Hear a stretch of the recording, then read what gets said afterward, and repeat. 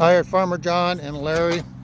We're working on this 1010, taking the radiator out. So I thought I'd show you just a little bit what's involved taking it off. I would say it's probably, Larry and I have been working on for what, Larry? 45 minutes. 45 minutes, take the hood off. This one does have power steering on it. Let me flip this around, I'll show you. All right, this one has power steering. We've already removed the hood. We've removed the gas tank and the power steering line. So this is what it looks like here. This is the power steering 1010 though. And even if it doesn't have power steering, you're going to see the steering box go into the radiator. We'll show you how we typically take it off. But anyhow, you got to take the fuel tank off to make it easy for yourself. Once you get it to a certain point, you can bend this up, and which is the steering shaft, and you can slide the fuel tank out. Next, what we're going to do is we've already taken out the radiator support bracket for the front and the grill screen, which is over there on the ground. So we've taken that off. So the next thing we're going to do is we're going to get the steering box here. There's two bolts in here. We're going to take those off, get the steering diverter taken back. I've already got the shroud, radiator shroud, where it can push back so we get it away. And you may want to tape the edges for those just doing it one time. Make sure it doesn't go into the radiator when you're taking it off. So what we're going to do now, since this is a tricycle, this power steering unit will come off at the base, and it's got a coupler that's underneath it. So you can pull the power steering up, and that's what we're going to do. We'll take the diverter off first. Make sure you got all your radiator lines off. There are two bolts in the bottom on the radiator down there. Sorry, sun's in the way. The two bolts down there at the bottom that hold the radiator in.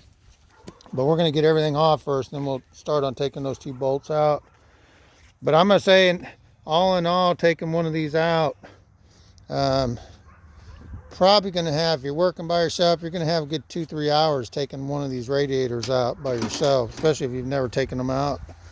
But Larry and I probably have, I'd say, an hour and a half time we're done, something like that. It's gonna be close to that. Yeah, with two people working, probably 2 hours at the most.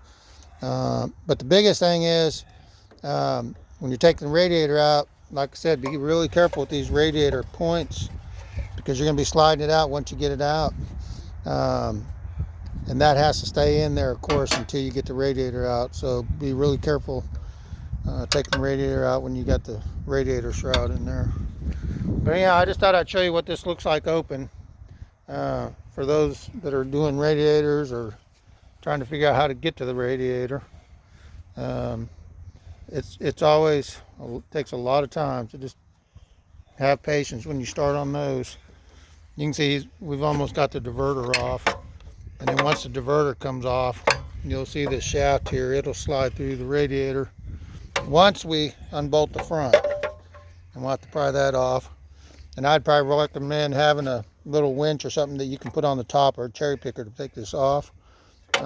Be careful once again. You can see how close it sits to the radiator. It'll be going through the radiator if you're not really careful. So when you're doing these radiators, take your time, have a good full weekend to do what you got to do, because it's going to take just a little bit of time to get these things out. And then you never know what's cobbed up by someone else. So there's the diverter, see how it comes out. And this one just had two bolts, and it bolts up right here through the bracket here. You can see the little brackets. There they are right there. And that holds it in this shaft.